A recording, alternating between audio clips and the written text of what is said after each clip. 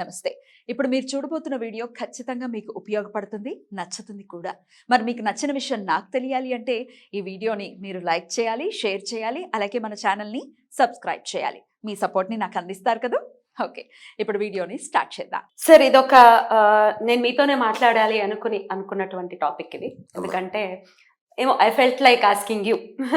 నేను రెట్టివి భక్తి అనే ఛానల్కి ఇన్ఛార్జ్ని సార్. నేనే చూసుకుంటూ ఉన్నాను, చేస్తూ ఉన్నాను కార్యక్రమాలు రకరకాలు. ఇదివరకు ఎంటర్టైన్మెంట్ యాంకర్గా ఉన్నాను. ఇప్పుడు భక్తి వైపు ఎక్కువ నా ప్రయాణం అనేది సాగుతుంది. అది నా సుకృతంగా భావిస్తున్నాను. అయితే నేను రకరకాల షోస్ చేయటం జరుగుతుంది సార్. రాముడు గురించి ప్రణవానంద దాస్ ప్రభుజీ గారితో కూడా ప్రోగ్రామ్స్ చేయటం జరుగుతుంది. విష్ణు సహస్రనామం గురించి ప్రత్యేకంగా మాట్లాడటం జరిగింది. ఎంతో మంది అస్ట్రాలజర్స్తో ఎట్లా లలితా సహస్రనామం గురించి ఇట్లా రకరకాలు సార్. ఇందులోనే లా ఆఫ్ అట్రాక్షన్ గురించి కానీ ఇట్లా రకరకాల యూనివర్స్ లో ఉన్నటువంటి యూనివర్స్ హెల్ప్ ని ఎలా తీసుకోవాలి అన్న ఉద్దేశంతో, ఎందుకంటే ఒక పాజిటివ్ యాటిట్యూడ్ ని నింపుతుంది. ఇప్పుడు నాకు ఎన్నో వందల కాల్స్ వస్తుంటాయి. నేను ఇలా అప్పులతో బాధపడుతున్నాను, లేకపోతే నాకు సుసైడల్ టెండెన్సీ ఉంది, నేను ఎలా బయటపడాలి, వాళ్ళకి డెఫినెట్ గా ఎంతో కొంత హెల్ప్ చేయాలి, ఒక పాజిటివిటీని క్రియేట్ చేయాలి. నువ్వు ఇది చేస్తున్నావు, ఇప్పుడు రామనామం చేస్తే అది నేను ఉద్ధరిస్తుంది అని మన బ్రాటప్ లో ఉంది. అది ఎలా ఉద్ధరిస్తుంది అని అంటే అది బ్రాటప్ లో చేస్తాను.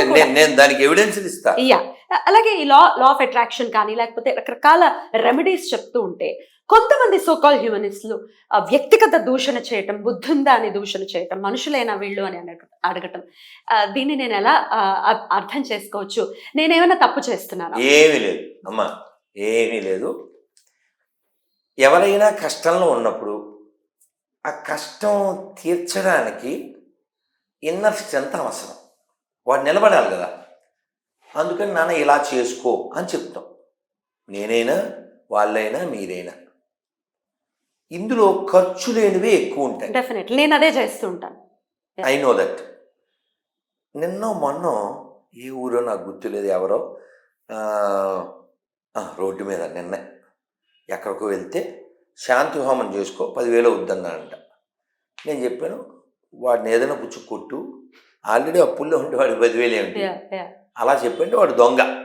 నిన్ను వాడుకోవడానికి వాడు నీ బలహీనతను ఆధారం వేశాడు. వాడికి పాస్టర్కి ఏం తేడా లేదు. పాస్టర్ చేసే పనే వాడు చేశాడు. పాస్టర్ ఏం చేస్తాడు? ప్రార్థన చేస్తాను అంటాడు. ప్రార్థన చేస్తే ఏమవుతుంది? రిలీఫ్ కోసం. ప్రార్థన చేస్తే డబ్బులు ఎందుకు ఇవ్వాలి? సేమ్ దీనికి కూడా అంతే. నువ్వు నామం చేసుకో, భగవన్నామం. ఎవరైనా కూర్చుని ఓ 10 నిమిషాలు ఎవరైనా శ్రీరామ జయ రామ జయ జయ రామ, శ్రీరామ జయ రామ జయ జయ రామ, శ్రీరామ జయ రామ జయ జయ రామ, శ్రీరామ జయ రామ జయ జయ రామ. నష్టమే ఉందమ్మా. పోని ఇది కాదు, హరే కృష్ణ మంత్రం, హరే కృష్ణ కృష్ణ కృష్ణ హరే హరే, హరే రామ రామ రామ హరే హరే. పోనీ ఇది కాదు, జయ జయ శంకర హర హర శంకర, జయ జయ శంకర హర హర శంకర. పోనీ ఇది కాదు, ఓం శ్రీమాత్రే నమః. ఖర్చు ఏమైనా ఉందా? యూనివర్స్కి ఏమైనా ప్రాబ్లం ఉందా? నష్టం ఉందా? ఇప్పుడు శాంతి నీకు లోపల రావాలి. దానికోసం మంత్రం చేయడం వలన నువ్వు బాగుంటావు, ఆ వైబ్రేషన్ లోకానికి మంచిది. అంతేగాని అమ్మవారి పేరు చెప్పి పొట్టేలు వేసేయి, తర్వాత మసాలా వేసుకుని మేసేయి అని చెప్తే తప్పు. లేదు, యెహోవా పేరు మీద గొర్రెను వేసేయి, దాన్ని ఆంధ్రములు తీసి నిప్పులపై కాల్చి దాన్ని వాసన పీల్చేయి, దాన్ని కాల్చేయి, దాన్ని మార్చేయి, దాన్ని మసాలా వేసుకో అంటే తప్పు. అది మంత్రం చేయంటే వాట్స్ రాంగ్ ఇన్ ఇట్? మంత్రం కానీ నంబర్స్ సపోర్ట్ కూడా నేను మెన్షన్ చేస్తున్నాను సార్. కొన్ని నంబర్స్, సాంఖ్యశాస్త్రం కూడా మనది, న్యూమరాలజీ, నంబర్ సపోర్ట్ తీసుకుని ఇలా చేయండి అలా చేయండి. నేను చాలా వీడియోస్ లో చెప్పాను కూడా. నువ్వు ఇట్లాంటి రెమెడీస్ చేస్తే ఇక్కడ చిల్లు పడిపోయి నీకు లక్షలు కురుస్తాయని అనుకోకు, నీకు ఒక పాత్ దొరుకుతుంది పాజిటివ్ యాటిట్యూడ్ తో అని చెప్తాను. నువ్వు కష్టంలో ఉన్నావు, నీకు కావాల్సింది ఇప్పుడు గడ్డిపోచ, నీకు పెద్ద బ్రహ్మాస్త్రం, సముద్రంలో కొట్టుపోతున్నావు, నీకు ఒక చెరుకు గడ దొరికింది, చెరుకు రక్షిస్తుందా?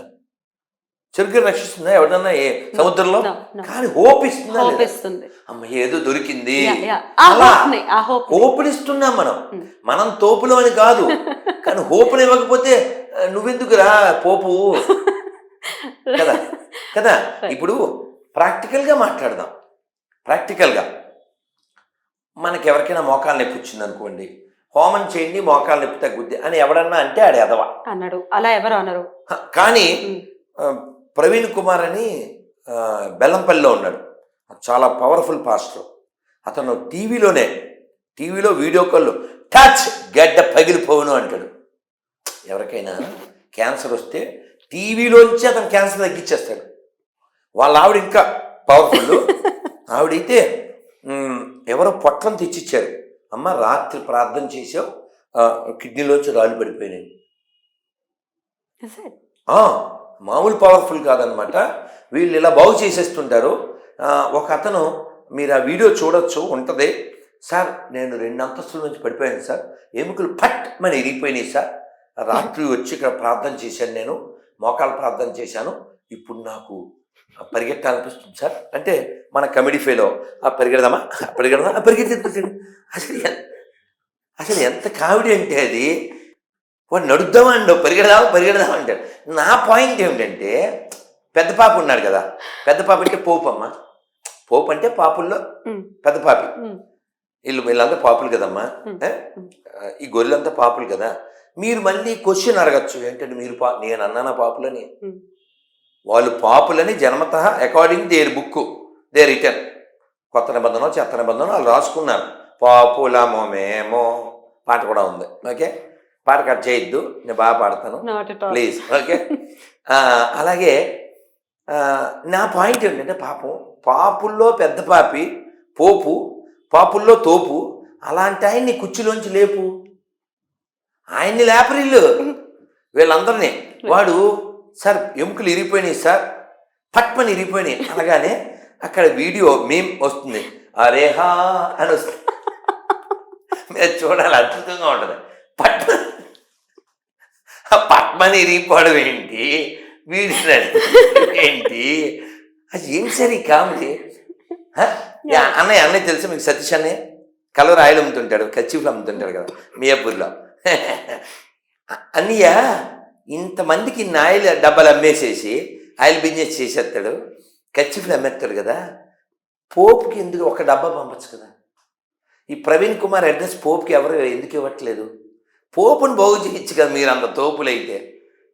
వీళ్ళు ఎంతమందికి క్యాన్సర్ గడ్డలు బాగు చేసేస్తారు, లేకపోతే నా మోకాళ్ళు బాగు చేయించి పరిగెట్టించేస్తారు, నడుము విరిగిపోతే అరేహా అని పరిగెట్టించేస్తారు కదా. మరి వీళ్ళు కళ్ళజోడు లేకపోతే ఈ బైబిల్ చదవలేరు వీళ్ళు.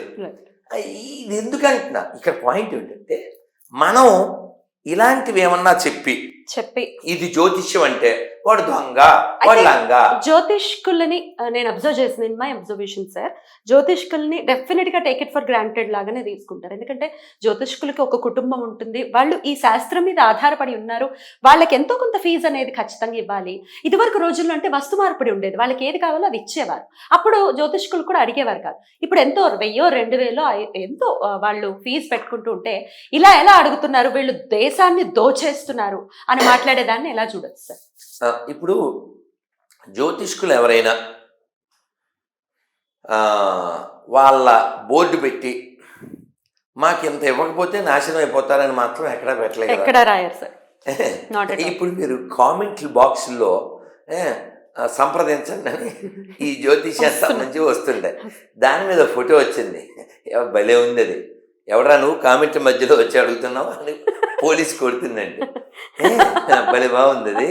విషయం ఏంటంటే, ప్రతి కామెంట్లో వాడు కామన్గా ఉంటాడు, ప్రతి వీడియో కింద ఉంటారు.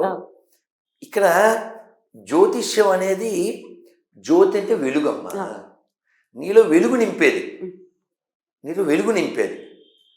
కేవలం ఏదో వాడు బతకడానికి దీన్ని వాడుకోవడం కాదు, లోకానికి వెలుగునివ్వడానికి జ్యోతిష్యం అయి ఉండాలి. నువ్వు ఈ పరిహారం చేసుకుని నువ్వు గోసేవ చెయ్యి, ఇది ఒక రెమెడీ. గోసేవ చేస్తున్నారు. రాత్రి ఎవరో 5 ఏళ్ళు అయింది వివాహమై, పిల్లలు. పిల్లలు పుట్టలేదు.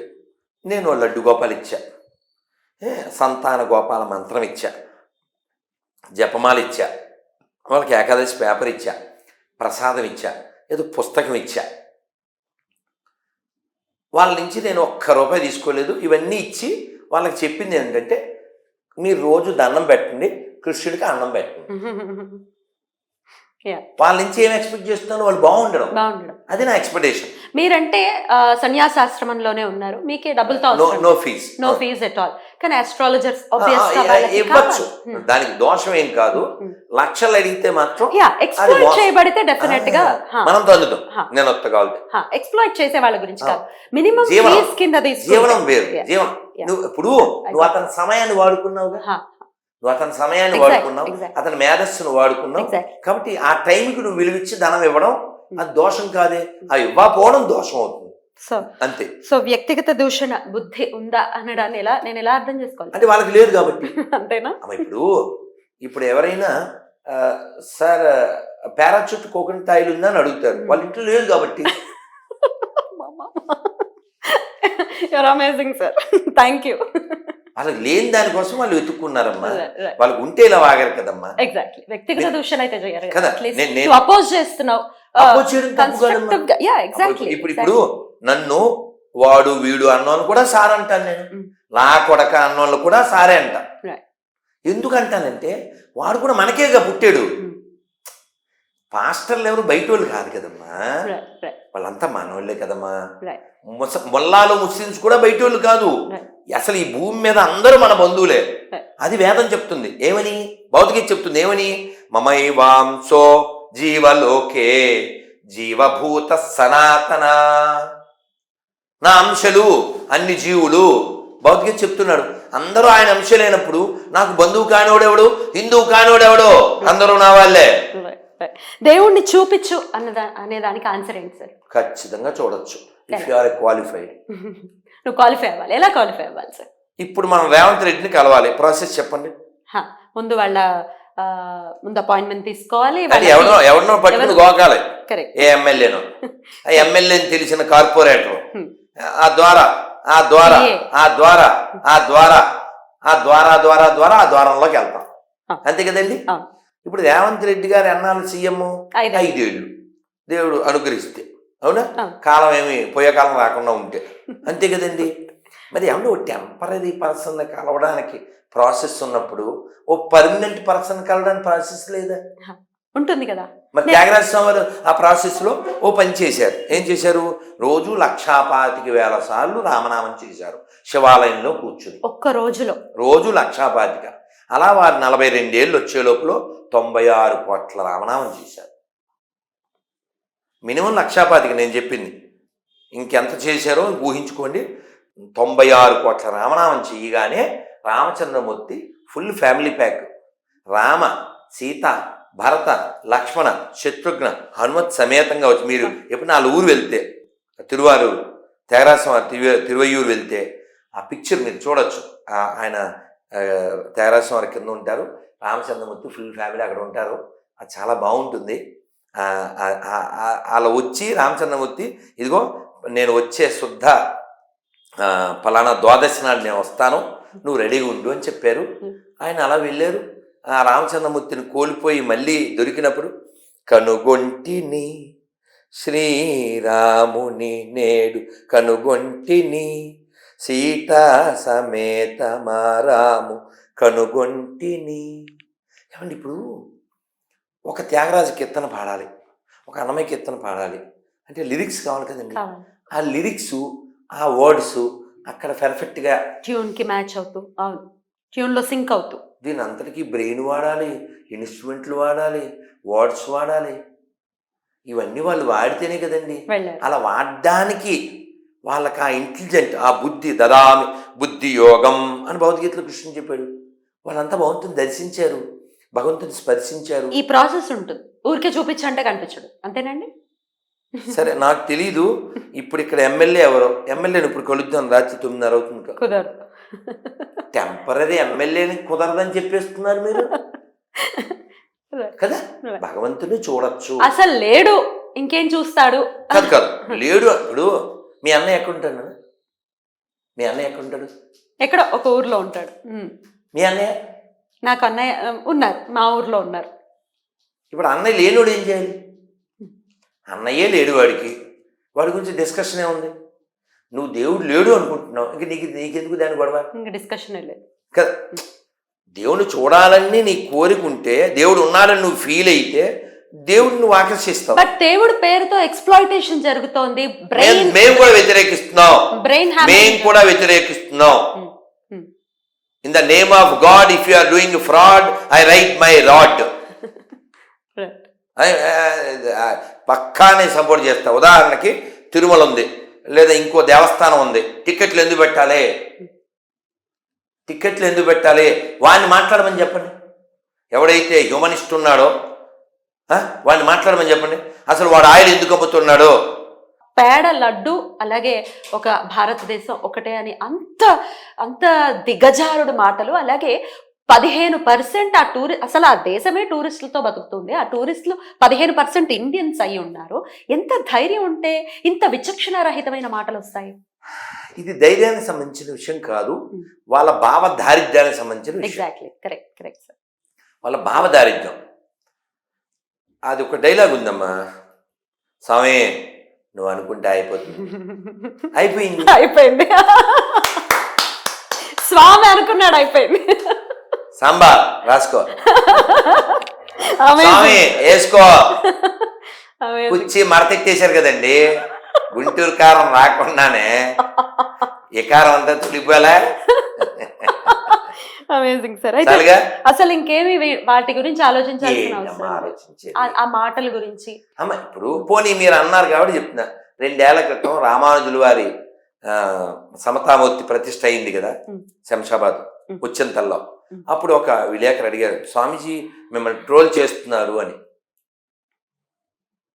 నేను చెప్పాను, elephant walks, dogs barks, Radha Manohar racks.